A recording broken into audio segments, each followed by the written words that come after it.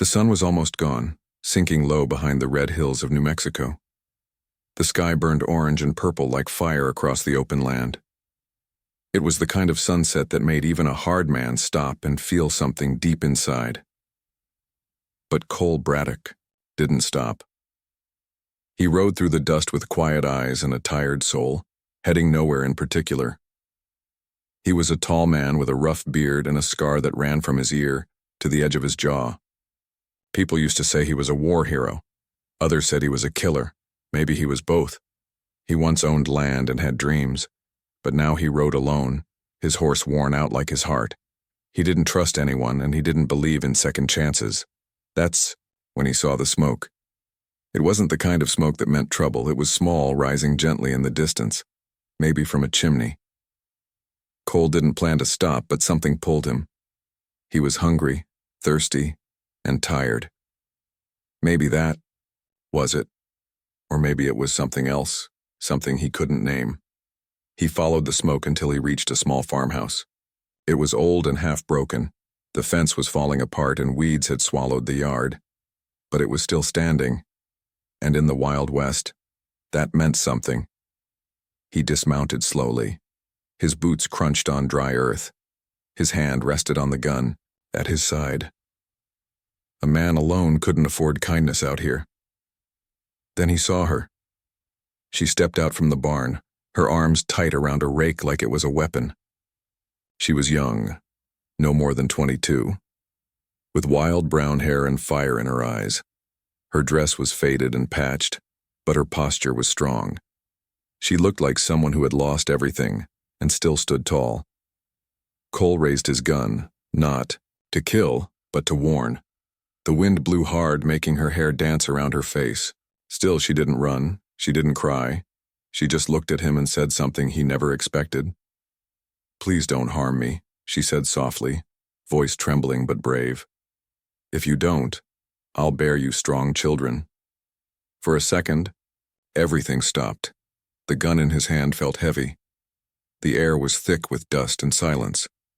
He looked into her eyes and saw something he hadn't seen in a long time. Courage. Not the kind you find in a gunfight, but the kind that grows quietly in people who have been through hell and still have something left to give. He lowered his gun. Clara May didn't move. She waited, still holding the rake. Her heart was beating, fast, but she didn't blink. She thought he might laugh or hurt her or ride away. Instead, he nodded once and said, "I won't harm you." That night, she gave him water and a place in the barn to sleep. She didn't ask where he came from, and he didn't ask about her past. But something had begun. Two broken souls, strangers under a wide sky, had shared a moment, strange, raw, and real. In a world full of danger and loss, it was small. But sometimes small things are the start of everything. The wind carried the dust away and the stars came out one by one, and in that quiet corner of the Wild West, something unexpected began to grow. The morning sun rose over the dry land like a quiet promise. The wind was gentle, brushing across the long grass and the broken fences of the little farm. Birds chirped softly, and goats made lazy sounds from the barn. It was peaceful, but the kind of peace that felt borrowed, not owned. Cole Braddock opened his eyes in the old barn. Straw poked at his back and his wounded heart still felt heavy in his chest, but he had slept better than he had in weeks. Maybe it was the silence. Maybe it was her. Clara May was already up. She was moving through her chores like she always did, strong and fast. Her brown hair was tied back and her sleeves were rolled. She milked the goats, fed the chickens, and chopped kindling without looking tired. She didn't speak to him when he stepped out of the barn, but she placed a cup of black coffee on the porch. Just that. No words, no questions. Cole drank it slow. The coffee was bitter but real, just like everything about Clara. He watched her from the porch. He saw how her hands worked hard, how her eyes scanned the land like someone always ready for trouble. She had the kind of strength that didn't shout but stayed. It made something stir in him, something deep. Later that day, he offered to help with the fence. She hesitated for a moment, then handed him a hammer. They worked side by side. He held the wood steady while she nailed it down. Their hands brushed once. Neither said anything. The silence between them wasn't awkward.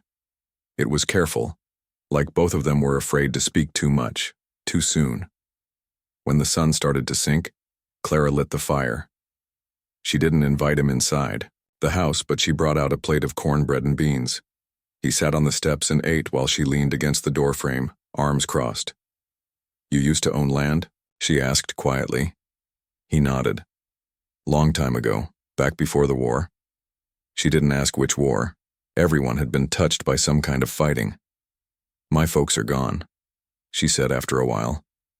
"Brothers, too. Left me the land, and that's all." That was all she said, and it was enough. In the days that followed, they settled into a strange rhythm. She worked. He helped. They didn't talk much, but each day the silence felt a little more warm. At night, he slept in the barn, always close to his gun. But his dreams stopped hurting so much. Sometimes, she would hum an old song while hanging, laundry. Other times, he'd fix broken tools without her asking. Little things, kind things, things that didn't belong in a world this hard, but still happened. One evening, a storm came. Thunder rolled across the sky and the rain came fast and heavy. The barn roof began to leak. Clara stood at the door holding a lantern. Her eyes met his. She didn't say a word, just nodded once. Cole walked through the rain and followed. Her inside. She brought him a towel, dry clothes, her father's old shirt. She lit the fire and made tea. They sat together watching the flames dance. "You meant what you said," Cole said quietly. "That first day." Clara looked down at her hands, then back at him. "I was scared," she whispered. "But I also saw something in your eyes, a man who's lost too much to hurt anyone else." He looked at her for a long time. Then he nodded. And for the first time in years, Cole Braddock felt like he wasn't just passing through. He was staying. Something was growing here, slowly, carefully, maybe even love. The days turned warmer and the wind carried the smell of wildflowers across the land. Life on the farm began to feel almost normal. Cole fixed the roof, plowed a small field, and even built a chicken coop. Clara taught him how to make goat cheese and how to find water by reading the land. They didn't speak of the past much. They didn't need to. But peace doesn't last long in the Wild West. That morning, Cole woke before the sun. He had a strange feeling in his chest, heavy like a stone. He stepped outside the barn and scanned the hills. Something was off. The air was still, too still. When Clara brought out breakfast, he was already loading bullets into his rifle. She frowned. "What is it?" He looked at her, his face harder than she'd ever seen. "They're coming." Clara didn't need to ask who. She could see it in his eyes. The ghosts he had tried to run from were riding toward them. That night, Cole told her everything. He used to ride with the Hollow Creek Gang, 6 men known for burning, robbing, and leaving nothing behind but pain. Cole joined them after the war, when his land was gone and the law had nothing left to offer. He followed them for 2 years, until the day they shot a mother and her 2 children during a robbery gone wrong. That night, Cole walked away. He never looked back, but the gang didn't forgive. "They swore to kill me," he said quietly. "Said I betrayed the Brotherhood." Clara listened, eyes steady, her hands folded on her lap. "You should run," he told her. "Pack up and go. Take the goats if you can. Leave now while it's still safe." Clara stood. "I'm not running." "Clara, I stayed when you had a gun pointed at me. I'll stay now. We fight." Her voice didn't shake. And Cole, for the first time in years, felt something stronger than fear. He felt pride. That night they worked like the land depended on it. They hid rifles in the hay, filled buckets with water, and set traps near the edge of the fence. Clara wrapped glass in cloth and scattered it near the barn doors. Cole sharpened knives and checked his revolvers. When dawn came, it brought more than sunlight. 5 men on horses rode up from the east.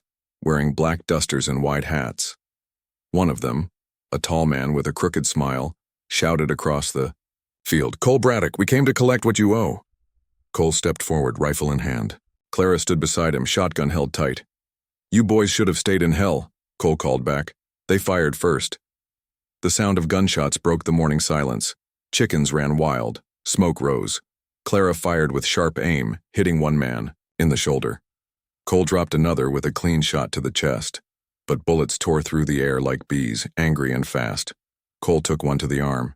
Blood soaked his sleeve, but he kept firing.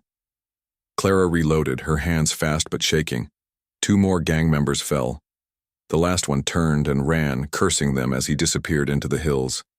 Then, silence. Smoke lingered. Bodies lay still. Cole collapsed to his knees, blood dripping from his wound. Clara rushed to him, hands on his face. "You're okay," she whispered, eyes filled with tears. "You're okay." He looked up at her, pain in his eyes, but something else too, something brighter.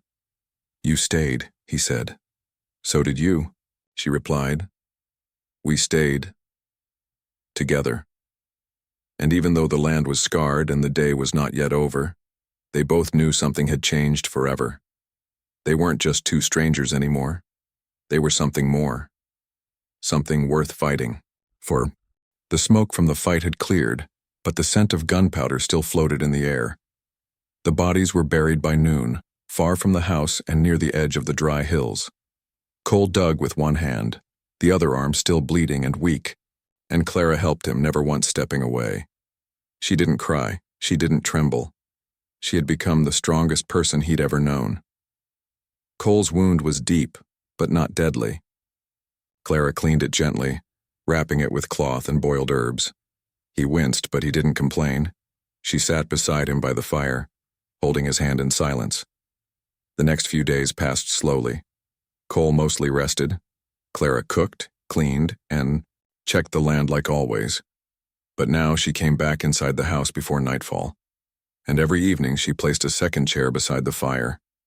One night, while the wind whistled through the chimney, Clara spoke quietly.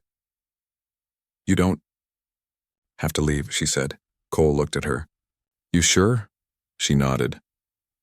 "I fought for you. I'm not going to lose you now." He reached for her hand, rough and calloused like his own. "I don't want to leave."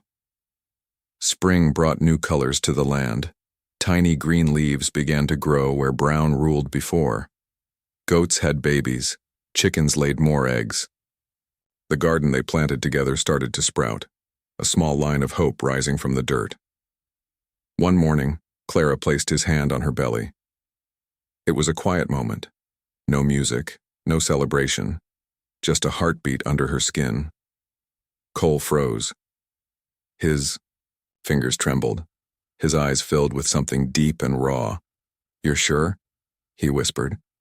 She smiled softly. "I'm sure."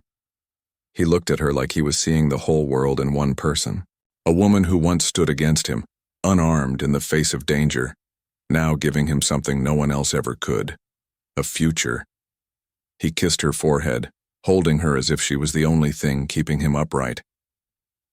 "You kept your word," he said, voice rough with emotion. "You said you'd bear me strong children, and here we are." She smiled against his chest. "You kept your word too. You didn't harm me. You chose to stay." Cole built a second room on the house that summer.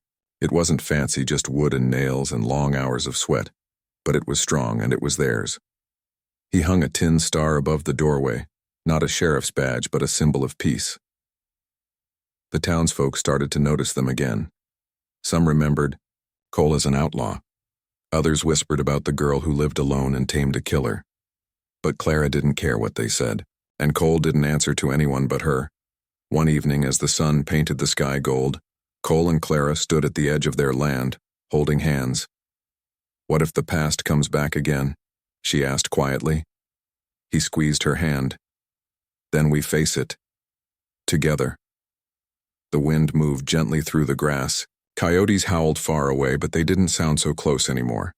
Because some love stories in the Wild West don't end in fire and gunshots.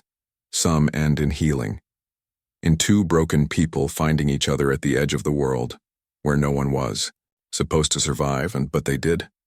Not because the land was kind, but because they chose to fight for something real. And in that dry, quiet place where dreams often died in the dust, Clara and Cole planted something that lived.